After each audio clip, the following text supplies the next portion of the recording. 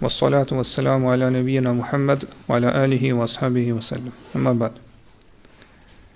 Në fillim të kësaj ligjërase e lutim Allahun subhanahu wa taala që të gjithëve na jep sukses, korrektësi dhe saktësi, si dhe të na ndihmoj në veprimin dhe thënien e çdo hajri dhe çdo mirësie.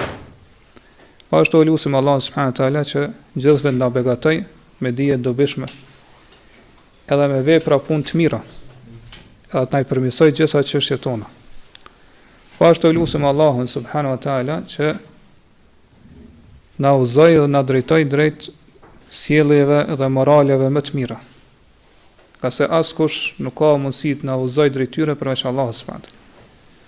Edhe të na ruaj, edhe të na mbroj prej moraleve dhe sjelljeve të këqija. Ka se askush nuk ka mundësi të na ruaj dhe na mbroj prej tyre përveç Allahut subhanahu wa taala. Dhe kjo lutje e fundit që e tham ose e lexuam, njëkohësisht është lutje cilën e ka thonë ose me cilën e ka lut Allahun subhanahu wa taala shpesh i dërguari i Allahut sallallahu alaihi wasallam. Prandaj edhe dersi i sotshëm ose tema e sotshme është rreth asaj që arabisht quhet el akhlaq, rreth moralit, rreth sjelljeve apo rreth etikës së muslimanit. Për saksupi pejgamberi sallallahu alaihi wasallam në një hadith që ka thënë innama bu'ithtu li utammima makarim al-akhlaq. Thoton vërtet jam dërguar vetëm që t'i përkryej dhe t'i plotësoj moralet dhe sjelljet fisnike. Në një transmetim tjetër thot salih al-akhlaq, moralet e mira, vërtetshme. Po ashtu pejgamberi sallallahu alaihi wasallam ka thënë inna min ahabbikum ilayya wa aqrabikum minni majlisan yawm al-qiyamah ahasinakum akhlaqan. Ka në vërtet ata të cilët më shumë të unë i du, dhe cilët do të jenë më së afër me në ditën e Kiametit, pra do të qëndrojnë më së afër me mua në ditën e Kiametit, pra në xhenet, janë ata të cilët i kanë sjelljet dhe moralet më të mira. Po ashtu janë transmetuar për pejgamberin sallallahu alaihi wasallam disa hadithe apo hadithe të shumta ku ai na nxit edhe na inkurajon që të përmirësojmë sjelljet dhe moralet tona, pa që të stolisemi edhe të pajisemi me morale të mira, me edebe, me edukat të lartë. Po ashtu pejgamberi sallallahu alaihi wasallam në to hadithe na sqaron se çfarë shpërblimi të madh edhe sevapi madhështor merr ai i cili do thot pajiset apo stoliset me sjellje dhe morale të mira. Madje një herë pejgamberi sallallahu alaihi wasallam është pyetur se cilat janë veprat që më së shumti bën shkak që njerëzit më hyjnë në xhenet. Pra veprat që më së shumti njerëzit i dërgojnë në xhenet, cilat janë? Pa e kanë pyetur pejgamberin sallallahu alaihi wasallam, ja u përmbledh këto vepra që njerëzit mi vepru edhe me lejen e Allahut subhanahu wa taala me fitu xhenetin e tij. Atëherë pejgamberi sallallahu alaihi wasallam ka thonë takvallah wa husnul khuluq. Takvallahu me pas frikë, ndro Allahun subhanahu wa taala edhe sjelljet e mira. Këto janë dy veprat që për meselave më shumë të njerëz hyjnë në xhenet, ose bën shkak që me hyjnë në xhenet. Për këtë arsye, muslimani ka për detyrë që t'i kushtoj rëndësi të madhe edhe kujdes të madh sjelljeve tina. Pra që mundohet që t'i përmirësoj sjelljet edhe t'i përmirësoj moralin e tij. Nga sa qysh e pam, kjo çështje ose kjo gjë është adresa ku ti do të arrish lumturinë tënde në këtë botë dhe në botën tjetër. Dhe me fol për moralin, për akhlaqet edhe për sjelljen, kjo është një temë shumë e gjatë. Po dietarët kanë shkruar libra, do thot gjithashtu dietarët bashkëkohor kanë ligjërata ose kanë ligjërata të shumta. Mirë po, ne inshallah në dersin e sotshëm do të mundohemi të përqendrohemi vetëm në 4 gjëra që llogariten sikur shtylla apo baza të moraleve dhe sjelljeve tona. Po gjitha moralet islame qëndrojnë edhe bazohen mbi këto 4 çështje apo mbi këto 4 gjëra. Prandaj kushdo që i kushton rëndësi këtyre katër çështjeve, atëherë me lejen e Allahut subhanahu teala llogaritet për atyre që janë të sjellshëm, që kanë morale dhe sjellje të lartë. Do sa kush nuk e ka njënën prej tyre, do të kush nuk është pajis me njënën prej tyre, atëherë do thotë ka moralin apo sjelljen e mangët.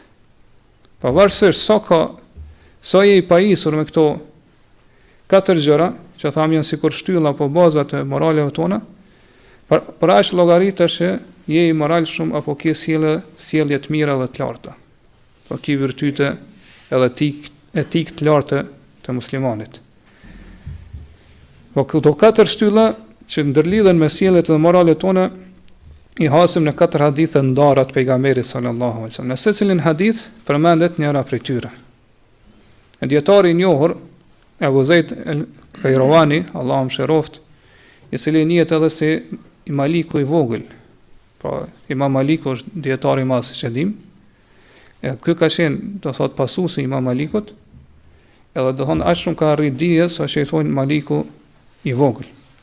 Edhe ai ka përmend këto, edhe ka thonë hadithul akhlaq tajtami'u fi arba'ati ahadith. Hadithet që flasin për moralin dhe sjelljen, gjitha të bohen në katër hadithe, ose përmbledhen në katër hadithe. Qaulu nabi sallallahu alaihi wasallam man kana yu'minu billahi wal yawmil akhir falyakul khayran aw liyasmut.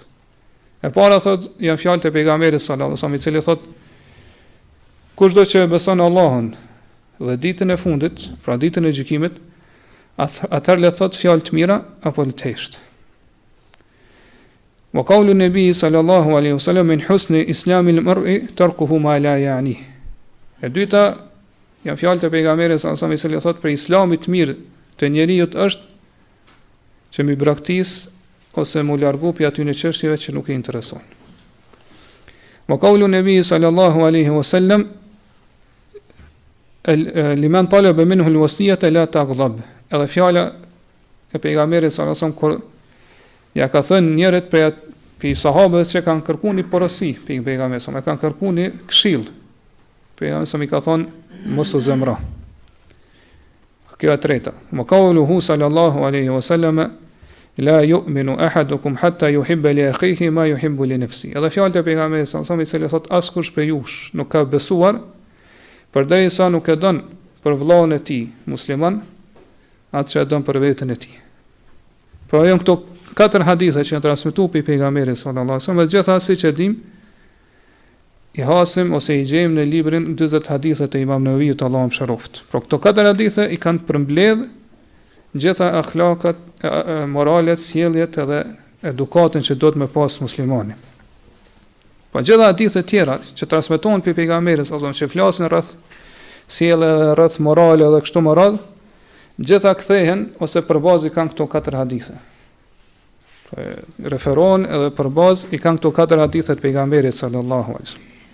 Prandaj kjo na sjell një dobi, edhe për kësaj e kuptojmë se atij që Allahu subhanahu taala ja mundson, pra ka dhënë sukses mi kuptu këto katër hadithe, po me ditë domethënie edhe kuptimin e tyre, edhe mi zbatu, mi praktiku në jetën e tij të përditshme, atëherë do thot tek ai janë mbledh apo janë të bu bazat edhe themelet e moralit edhe sjelljes të mirë të muslimanit.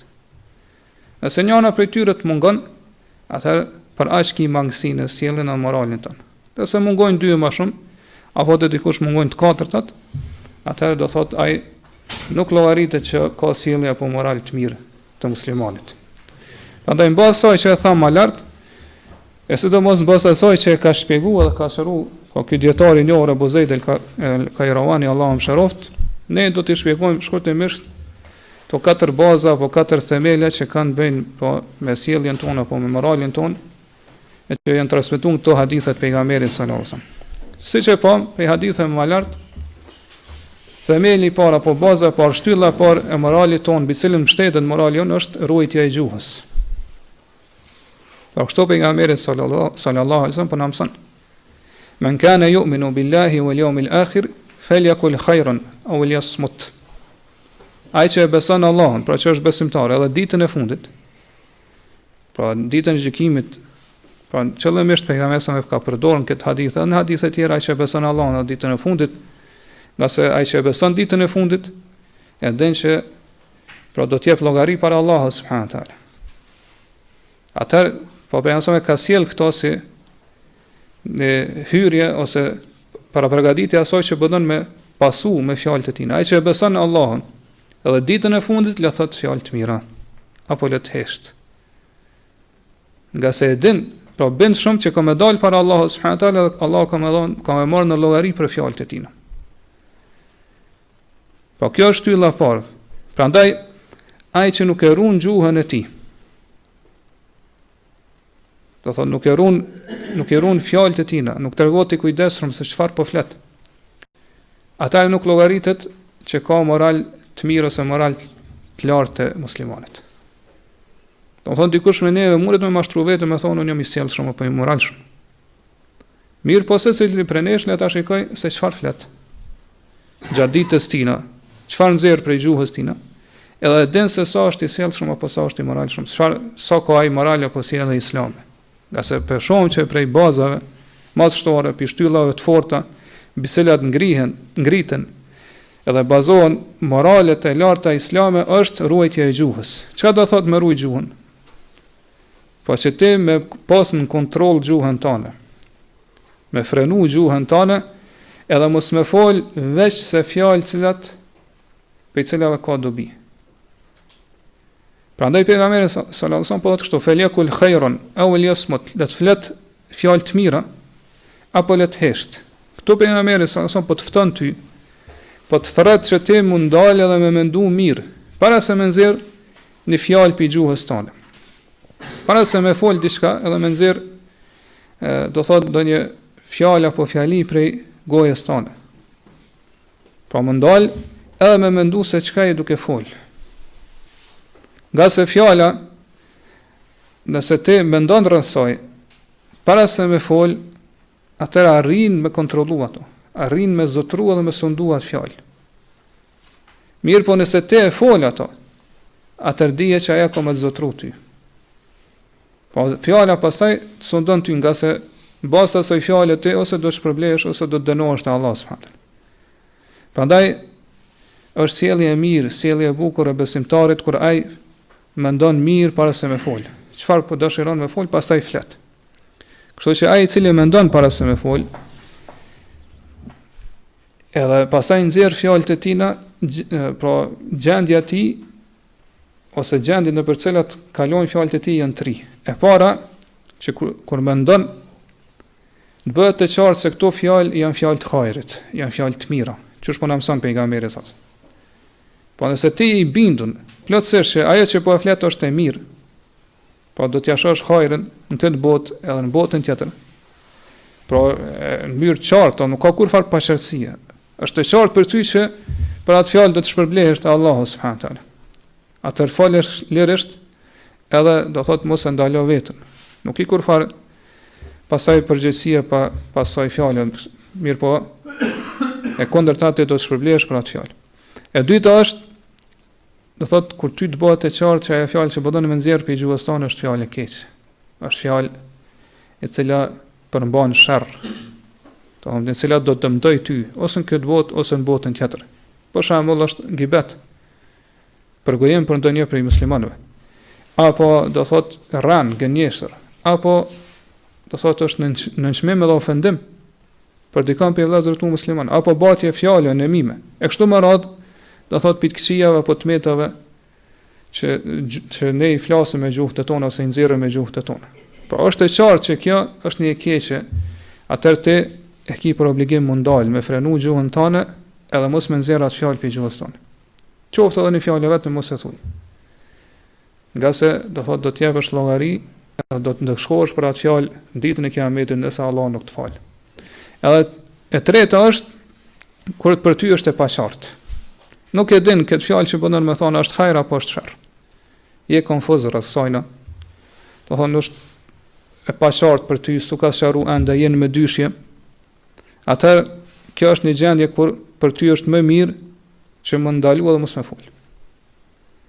Me frenu gjuhën tonë edhe mos më nxjerr atë fjalë pi gojës. Nga se pejgamberi sallallahu alajhi wasallam ka thonë: "Faman ittaqa shubuhati istabra li dinihi wa irdhihi. Ai që ruhet për gjërave të dëshimta, po që i ka janë të paqarta për të, atëherë ai e ka pastru fenë e tina edhe nderin e tina. Po e ka të pastër fenë edhe nderin. Prandaj përderisa kjo fjalë për ty është e paqartë, a është fjalë e hajrit për cilën do të shpërblesh, apo është fjalë e sherrit për cilën do të dëshkosh, atëherë ndalo, për janë po thotë mos e kësaj pune. Ruajo pe këtyre gjërat të paqarta. Po ashtu pejgamberi sallallahu alajhi wasallam ka thënë da ma yuribuk ila ma la yuribuk. La ato për cilën ke dyshim, edhe veproje atë për cilën ke kurfar dyshimi. Pra kështu po e shohim se kjo është një prej themeleve që patjetër duhet ta kemi parasysh ne si musliman, nëse dëshirojmë që të pajisemi apo të konsiderohemi edhe të llogaritemi për atyre që kanë morale dhe sjellje të mirë. Pra që ne ta ruajmë gjuhën tonë, të ruajmë fjalët tona, se çfarë po flasim, edhe nëse dëshirojmë të fol, do të flasim vetëm atë që është hajër, vetëm atë që është e mirë. Allahu subhanahu wa taala në surën Ahzab, në ajetin 70 thotë: Ja ayyuhalladhina amanu taqullaha wa qulu qawlan sadida. O ju që keni besuar, keni frikë Allahun dhe kur të fletni, do thotë flisni vetëm fjalë të sakta dhe të mira, fjalë korrekte. Kurse në një hadith tjetër pejgamberi sallallahu alaihi wasallam i ka thonë Muadhit, thaqilatka ummuka ya Muadh. Pra pasi që Muadhi e pyet pejgamberin sallallahu alaihi wasallam, do të japim llogari edhe për atë që flasim, pejgamberi sallallahu alaihi wasallam ja ka shëruar, ka thonë, kjo është një fjalë që përdoren në gjuhën arabe, është e ngjashme me fjalën që përdoren të na kur i thotë dikujt mos të pas nëna. Mos të pas nëna o Muadh, thot wa hal yakubbu an-nasa fi an-nari ala wujuhihim aw ala manakhirihim illa hasaidu alsinatihim. Thot a ka ndonjë gjë që njerëzit i hedhin në zjarrt e xhenemit me fytyra prëmbës, përveç se ajo që kanë korr gjuhët e tyre. Pra pejgamberi sallallahu alaihi wasallam po tregon se pasojat e gjuhës tonë ti do të hasësh në ditën e Kiametit, edhe do thot shkaku kryesor që njerëzit hyjnë në zjarrt e xhenemit janë fjalë që kanë nxjerrë për gjuhën tyre. Ose çush po thot pejgamberi sa ajo që kanë korr gjuhët e tyre. Po pejgamberi sa rezultatet apo pasojat e fjalëve tua piqun si korrje të gjuhës. Domethënë që ti sa të flet ke korrë diçka. Do të rezultatin e saj do ta shohësh në ditën e Kiametit. Ose do të shpërblehesh për të, ose do të dëshkohesh. Ose janë fjalë do thotë që janë paqarta që e ke obligim për detyrë të largohesh prej tyre. Po nuk ka ndonjë gjë që i hedh njerëz në zjarr xhenemit me fytyra përmbës më shumë se sa pasojat e gjuhëve tyre. Kështu që kjo është baza e parë apo themeli i parë që një musliman të llogaritet që ka moral apo sjellje të mirë dhe sjellje të lartë, po që ta ruaj gjuhën e tij. Pra, çu sa më lart, nëse ti nuk e ruan gjuhën tënde, nuk llogaritesh me njerëzve që ki morale apo sjellje të mirë ose të lartë islame. Nuk jepi atyre që llogaritesh, do thotë që jepi pe të moralshëm. Ka se kjo është pi baza, pi themeleve të çu pa të moraleve dhe sjelljeve tona. Pra me ruaj gjuhën tonë edhe me frenu, me pengu ato mos me fol çfarë do që ti dëshiron apo çfarë do që të vjen në mendjen tonë.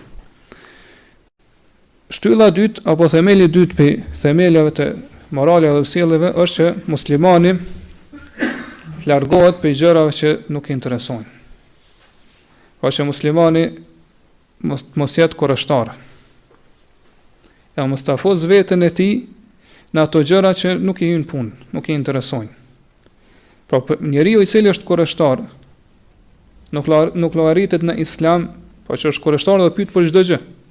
Në islam nuk llogaritet që është njeri me edukat, njeri me morale dhe sjellje të lartë.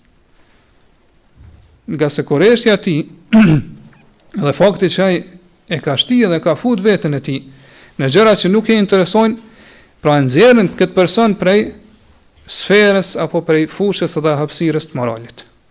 Nuk llogaritesh më pi aty që ki akhlak, ki edeb, edukat dhe moral islam. Për kontrazi, do thot ai i cili qëndron larg faktit që të jetë kurrështar për çdo gjë ose të interesohet për çdo gjë, të pyet për çdo gjë. E kështu më radh, Po ai që është larg kësaj, ai është, do thot, kjo është pishenjave të edukatës muslimanit. Kur ai nuk pyet për çdo gjë ose nuk interesohet për çdo gjë. Atë që shepon për hadithet pejgamberit, kjo është shtylla e edebit, kjo është shtylla e edukatës dhe moralit tan. Po pejgamberi sallallahu alaihi wasallam tha min husni islamil mar'i al-mar'i tarkuhu ma la ya'ni. Pe islami i mirë besimtarit është me braktis, me lan atë që nuk i intereson. Po tarkuhu ma la ya'ni, me braktis atë që nuk i intereson ose me lan. Çka i bën kjo? Pra, këto do ta kuptojnë sipas kritereve islame, sipas kritereve të fesë islame. Do thonë nuk do të këtu të vendosen kritere për vetes tonë ose sipas tekave dhe dëshirave tonë. Nëse kjo është një çështje që shumë njerëz për shembull janë të pavëmendshëm rreth. Për këtë arsye disa njerëz për shembull këtë hadith e përdorin jo në vendin e duhur. Nëse dikush e urdhon për një vepër të mirë ose për një punë të mirë, ose po e ndalon për një të keqe, për një mëkate, aja përmend këtë hadith pejgamberi sa, do të min husnul islamil mar'i tarkuhu ma la ya'ni. Pi islamit të mirë besimtarit është me lënë me praktisa që nuk i intereson. Kështu që çka bëjon nuk të intereson ti. S'ke nevojë më këshillu, s'ke nevojë më murnu për të mirë as më ndalu prej të këqija. Ma në këto fatkeqësisht e shohim ose e hasim aty disa prej vëllezërve tonë, cilët falen me neve ose do thot llogaritën pas sunetit. Nëse ti i këshillon atëraj, po thot mos më shit takva ose mos më shit i devotshëm. E kështu më radh fjalë ngjashme me këto. Ose nuk i nevojë më këshillu, do thot fjalë ngjashme që në farë mënyrë e thot mos të intereson gjendja ime, ose nuk është kjo punë që të intereson ti. Kjo është keq kuptimi i këtij hadithi të pejgamberit sallallahu alaihi wasallam. Po muslimani këtë hadith do ta kuptojë sipas kritereve të fesë. E na dina që prej rregullave të fesë ose prej themeleve të fesë është me urdhnu për të mirë dhe me ndalu prej të keqes. Po kjo urdhënimi për të mirë, ndalimi prej të keqes, prej të këqijave, prej mëkateve është një gjë që do të interesojë besimtarit. Ose besimtari duhet të angazhohet rreth saj. Ka se me këtë gjë Allah subhanahu wa taala na ka urdhëruar në Kur'an, edhe pejgamberi sallallahu alaihi wasallam në sunetin e tij. Pa që na intereson neve si besimtarë dhe që do ta praktikojnë mesin ton është me urdhëruar njëri tjetrin në punë të mira, në vepra të mira dhe me ndalu prej të këqijave, pra me këshillu njëri tjetrin. Që me bëj punë të mira, edhe mu largu pi gjunave pi punëve të këqija. Prandaj me interpretu këtë hadith, edhe me thonë që qëllimi i hadithit është edhe për atë i cili urdhon për të mirë dhe ndalon prej të keqes, atëherë kjo është me përdor hadithin e pejgamberit sallallahu alaihi wasallam jo në vendin e duhur. Pra është keq kuptimi i hadithit. Prandaj patjetër duhet ta kuptojmë këtë hadith pejgamberit sallallahu alaihi wasallam sakt. Pra tarkuhu ma la ya'ni sipas kritereve shariate. Me praktisa që nuk intereson, pra që nuk ki dobi prej saj në botën tjetër apo edhe në këtë botë. Po këto çështje duhet të largohesh për tyre. Gjëra që për cilat nuk do të pyes Allah ose nuk do të marrë llogari Allah subhanahu wa taala ose nuk do të kesh dobi prej tyre në botën tjetër apo edhe në jetën e kësaj bote. E Ibn Rajab Allahu mëshiroft kur vjen te kjo çështje ka sqaruar shumë mirë në librin e tij Najamul Ulum al Hikam, që është shpjegim ose komentim i 40 hadithave të Imam Nevovit. Prandaj është mirë të kthehemi atij libri dhe ta lexojmë më gjerësisht shpjegimin apo interpretimin e kësaj mesele. Pra është themeli i dytë prej themeleve apo shtyllave, bazave të moraleve dhe sjelljes së larta të Islamit është që ai mu largu prej gjërave që nuk i interesojnë dhe të mos jetë kurreshtar. Po kur themi mos jetë kurreshtar është që të largohet prej fjalëve të padobishme apo prej fjalëve që janë shtesë, po me pyet për çdo gjë, më interesu për çdo gjë, po gjithashtu edhe me të largohet edhe prej shikimit i cili është i padobishëm. Po me shikuar dhe më interesu përmes shikimit se çfarë është duke ndodhur. Pra një gjë që nuk i intereson ose nuk i hin punë. Edhe kjo hen këtë hadith pejgamberit. Po ashtu edhe prej dëgjimit. Po më largu prej dëgjimit, pra nëse ai bëhet kurreshtar dhe mundohet me ditë ose me pas një uri se çfarë është duke ndodhur dikon më lart, me dëgju fjalë të tjera që janë duke biseduar kështu më radh. Këto hin këtë hadith pejgamberit sallallahu alaihi wasallam. Andaj nëse njeriu bie në njërin prej këtyre, atëherë le ta di që ai ka dalë ose kjo sjellje e tij e ka nxjerrë ato prej hapësirës apo prej sferës së çenurit do thot musliman me sjellje dhe moral të mirë apo të lartë. E treta, pra shtylla e tretë ose themeli i tretë prej themeleve të edukatës islame dhe moralit islam është që njeriu të mos veprojë konform emocioneve të nefsit edhe vetës ti. E sidomos, do thot mos shkoj pas zemrimit. Po kur njeriu i ndjek dhe i pason emocionet e tina, po e lejon që emocionet me kontrollu ato, edhe zemrohet, atëra i patjetër gjatë kësaj gjendje do të veproj gjëra, do të ndërmarr vepra ose do të thot fjalë cilat do të kenë pasojë shumë të mëdha në ditën e Kiametit.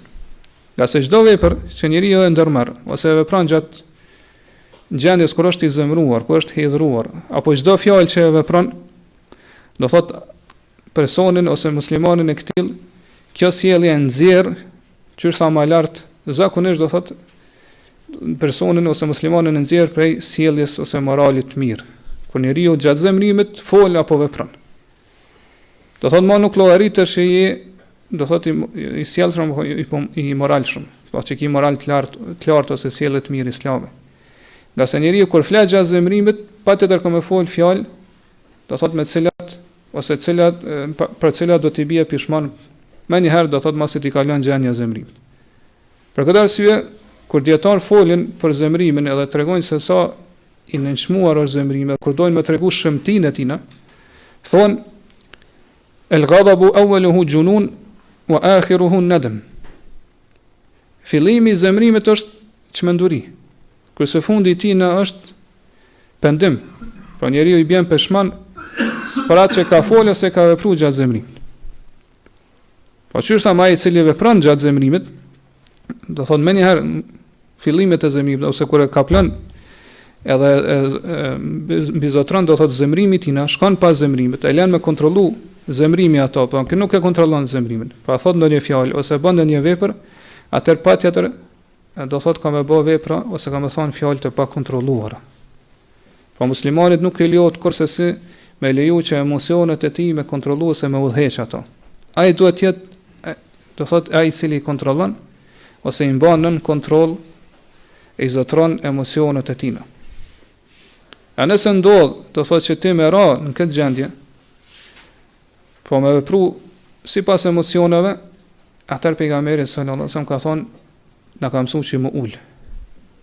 Ka thonë idha ghadiba ahadukum wa huwa qa'imun falyajlis. Nëse ndonjëri prej jush zemrohet, pra ka plan zemrimi, atëherë le tulet. Nëse është në kam thot le tulet. Fa idha dhahaba anhu al-ghadabu wa illa falyattaji. Sot nëse i kalon zemrimi mos e çetulet, atëherë mirë, në të vazhdon me qëndru ullun. Për ndryshe dhe nëse nuk i ka kalu zemrimi, atëherë le të shtrihet krejt. Po ashtu në një hadith tjetër pejgamberit sallallahu alajhi wasallam ka thonë idha ghadiba ahadukum falyaskut. Kur dikush prej jush zemrohet, le të hesht. Pra këto pejgamberi po na mëson se çfarë vepru gjatë zemrimit. Po na urdhon që me hesht, pra që njeriu mos flas, ta frenoj veten e tij prej fjalëve. Kur ai është i zemruar. Ose nëse je në kamp, thot falyajlis, le tulet. Nga se kur ne nuk flasëm gjatë zemrimit, atëherë arrim me frenu dhe me ndalu veten tonë prej fjalëve që do thot zakonisht njeriu kur i flet gjatë zemrimit janë fjalë dëmshme për to. Po ashtu nëse ulemi, atëherë arrim me lejen Allah subhanahu taala me ndalu edhe me frenu veten tonë për veprave që zakonisht njeriu kur i vepron gjatë zemrimit, do thot janë dëmshme për to dhe për fenë e tij. Prandaj këto dy gjëra kërkohen prej muslimanit. Kur ai është, do thotë ka plan zemrimi. Janë dy gjëra që je i detyruar apo pejgamberi po turdon me vepru, po i kërkon prej teje si musliman që me vepru gjatë zemrimit. Nëse dëshiron pra të jesh musliman me sjellje dhe moral të mirë dhe të lartë. Kur zemrohesh hesht, nëse je në kam atër ulo. Nëse të kalon, elhamdulillah, nëse jo atër shtriu krejt. Prandaj çështë më lart, nëse njeriu gjatë kohës kur e ka plan emocionet e tij, sidomos zemrimi, po këtu mundet me hidhje të tjera, për shembull nervoza, e kështu me radhë, edhe ndërmerr ndonjë vepër, apo thot ndonjë fjalë, atëherë padyshim që kjo gjë ose këto vepra, këto gjeste, këto fjalë do ta çojnë ato drejt atë person drejt çështjeve apo drejt veprave që do thot bin dash me moralin edhe me sjelljen e lartë të islamit. Pra bin dash me akhlakun e muslimanit, me edebin edhe edukatën e tij. Prandaj ai që dëshiron, do thot me vepru gjatë zemrimit, atëherë do thot me tjetë për muslimanëve me sjellje dhe moral të mirë dhe të lartë, po të konsiderohet që ka edep edhe akhlak. Atër pa tjetër dohet që të mos të bindet emocioneve tina, apo mos të lejoj që emocionet të kontrollojnë. Po mos të veprojnë konform emocioneve edhe zemrimit apo nervozës tij e kështu me radhë. Mirë po tjetë ai i cili i kontrollon ato. Prandaj argument për këto është fjala e pejgamberit sallallahu alajhi wasallam që e lexuam më lart kur një person ka ardhur te pejgamberi sallallahu alajhi wasallam dhe ka thonë ausini, ma jep një porosi, ma lën një gjë me cilën kam vepruar gjatë gjithë jetës time.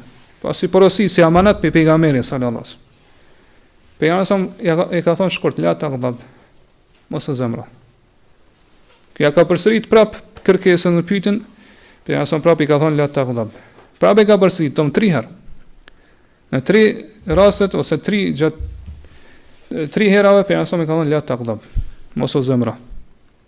Po kjo na tregon, do thotë që zemrimi është ajo që e përmbledh këtë keqen dhe sherrin. Prandaj ka ardhur një transmetim që ky sahabiu i cili ka pyet pejgamberin sallallahu alajhi wasallam ka thonë fa ta'amaltu dhalik. Ka medituar rreth këtyre fjalëve të pejgamberit ose rreth kësaj porosie. Pse pejgamberi sallallahu 3 herë po më porosit me të njëjtën gjë. Don këtu ka ndonjë sekret, ka ndonjë, do thot mister. Atëherë thot fa wajadtu anna al-ghadaba jima'u ash-sharr. Edhe kam pa që zemrimi është ai i cili të bën i mbledh gjithë keqen, gjithë sherrin. Pra nëse njeriu nuk mundet gjatë zemrimit me kontrollu veten e tij, fjalët e tij dhe gjestet, pra veprat e tij, veprimet e tij, atëherë do thotë tek ai është mbledh e gjithë e keqja, e gjithë sherrri. Po nëse njeriu e lën veten e tij që të kontrollohet prej emocioneve. Po nëse ti shkon mbas emocioneve tua, sidomos kur je nervoz ose kur je do thotë i zemruar dhe i hidhur, atëherë kjo gjë do të çojë ty dhe do të dërgoj drejt rënjes në të këqija të shumta në vepra, do thotë aq të rënda që do thotë pasojat e tyre janë të mëdha dhe do thotë do të veprosh gjëra që nuk do të kenë fund të lumtur edhe fund të mirë. Edhe çështja 4, që është prej themeleve apo bazave të moralit të sjelljes të lartë islame, është ajo që arabisht quhet selamet o sadr, që zemra jote edhe gjoksi jot të jetë selamet, po të jetë i shëndosh, zemra jote të jetë e shëndosh edhe pastër në raport me besimtarët, në raport me muslimanët. Po në zemrën tënde mos të ketë urrëtie, mos të ketë zili, mos të ketë mllëf, mos të ketë dashakeqësi. E kështu me radhë do thot pismundjeve të zemrës në raport me besimtarët edhe me muslimanët. Allah subhanahu wa taala kur tregon për lutjen që besimtarët e parë, pra besimtarët e mirë, sahabët e pejgamberit sallallahu alajhi wasallam kanë lutur Allahun, që shëhasim ose lexojmë në surën Hashr në ajetin 10, për lutjeve që ata i kanë thonë ose ja kanë drejtuar Allahut ka qenë wala taj'al fi qulubina ghillan lil ladina amanu. O Allah, mos lejo që në zemrat tona të ketë ghill për ata që janë besimtarë që kanë besuar. Por fjala ghill i përmbledh gjithë ato që thamë më lart. Ka gjitha smundjet edhe tmetat e zemrës ose ato gjërat e këqija që njerëzit i kanë në zemrat edhe shpirtat e tyre. Pra urrëtien, zilin, smirën, dashakeqësinë, qëllimet e këqija kështu me radhë në raport me besimtarët. Pa që muslimani të ketë zemër të shëndosh, kjo është një gjë që urdhënohet ose kërkohet prej tij. Po nuk lejohet që në zemrën tonë të ketë pra qëllime të këqija apo ketë gjëra edhe smundje të prishura. Nga se nëse te ki këto gjëra në zemrën tonë, karshia po në raport me besimtarët, me pjesën tjetër të muslimanëve, atëherë nuk llogarit është për atyre që kanë sjellje apo moral të lartë islam. Nga se prishja e brendësisë, devijimi i brendësisë tonë, pra zemrës edhe brendësisë tonë, gjoksit tonë, sa asaj që në gjoksin tonë, pra zemra jote kështu më radhë, patjetër ka u pasqyru edhe në veprat e tua të jashtme.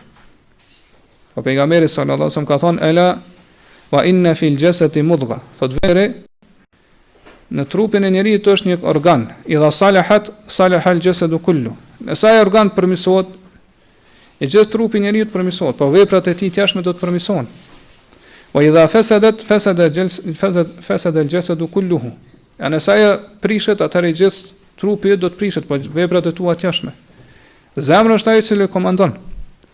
Prandaj nëse në zemrën tonë ki kësi smundje, atër do të shpejtosh që ti pastrosh ato, ta pastrosh zemrën tonë për këtyre smundjeve.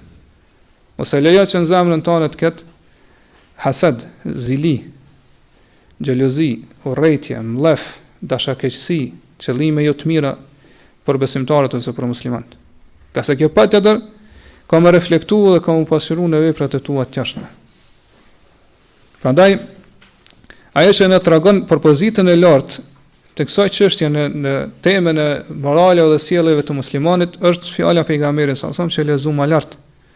Që do të la yu'minu ahadukum hatta yuhibba li akhihi ma yuhibbu li nafsi. Askush prej jush nuk ka besuar, po me besim të plot.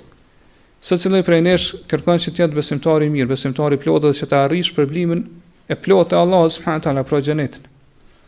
Mirë, po një prej çështjeve që duhet ta plotësojmë, që ne të jemi besimtar të mirë, besimtar të plot, është edhe kjo, thotë, askush prej jush nuk ka besuar derisa t'ja doj vëllau ti atë që ose t'ja dëshiroj vëllau ti atë që ja dëshiron vetes ti. Po kjo hadith është bazë sa i përket kësaj teme, po temës së morale dhe sjellje. Pra nëse njeriu ka arrit në këtë nivel, edhe ka arrit me realizu këtë hadith ose kuptimin e këtij hadithi në veten e tij, pra që m'ja dash vëllezër e tij musliman atë që ja don vetes tij, atër patjetër ai pra ka më rujt zemrën tij për atyre smundjeve apo tmetave që i përmenu më lartë. Ka mundu që me pastru dhe me dlirë brendësinë e tina, pra me dlirë prej qëllimeve të këqija, me dlirë prej smundjeve që ja prishën zemrën e tina, e nëse do thotë e vepron këto atëherë me lejen e Allahu subhanahu wa taala, do të jetë për atyre që realizojnë moralin edhe sjelljen, ose të jetë për atyre që konsiderohen që janë, do thotë, me moral edhe sjellje të larta islame. Pra do ta ketë sjellja dhe morali i tij do të jetë në formën edhe pamjen më të mirë, më të bukur dhe më të mrekullueshme. Ashtu që shkon na mëson pejgamberi sa, që më ja dash vëllaut ton ose më ja dëshiru atë që ja dëshirojmë vetes ton. Pra që themi për mbledhas në fund kësaj teme është se do thotë për asaj që e tha më lart është se këto janë 4 baza ose 4 themele mbi të cilat bazohen edhe ndërtohen moralet edhe sjelljet tona islame ose sjelljet e muslimanit. Edhe gjitha do thotë i përfitojnë prej këtyre 4 haditheve të pejgamberit sallallahu alajhi wasallam. Dhe ky shpjegim që e morëm është do thotë për shpjegimin që ka bëu vet dietari që e lexuam më lart për imamin e Abu Zeid al-Qayrawani Allahu mëshiroft. Edhe fjalët e tij Ibn Rajab i sjell tekstualisht, po i citon në librin e tij Jami'ul Ulum al-Hikam, pra që është komentim i 40 hadithe të Imam Nevijut, prandaj në fund pra porosis veten edhe juve gjithve që mi kushtuar si këtyre haditheve të pejgamberit sallallahu alajhi wasallam. Po mi kushtuar si mu mundu ta kuptoj mirë domethënien e tyre, pra ta dim se çfarë kuptimi kanë këtu. Të mundohemi të realizojmë edhe të praktikojmë dhe zbatojmë në jetën tonë të përditshme. Në fund e lutim Allahun subhanahu wa taala me emrat e tij të bukur edhe cilësitë e tij të përkryera që më na udhëzu, pra që është lutem në fillim dersit në sjelljet më të mira, në moralet më të larta, nga se askush tjetër përveç Allahut subhanahu wa taala nuk ka mundësi të na udhëzoj edhe të na drejtojë drejt këtyre sjelljeve dhe moraleve, edhe të na largoj sjelljet e këqija ose moralet jo të mira, nga se askush tjetër përveç Allahut subhanahu wa taala nuk mund të i largoj ato prej nesh. Pa lutim Allahun subhanahu wa taala që mi largu prej neve do thotë epshet, tekat jo të mira, smundjet e zemrës, smundjet e shpirtit, moralet edhe sjelljet e urryera, dhe që t'i përmirësoj gjitha çështjet tona. Vërtet Allahu subhanahu wa taala është ai që dëgjon lutjet tona dhe i përgjigjet atyre. Allahu alem, wa sallallahu ala nabina Muhammad wa ala alihi wa ashabihi wa sallam.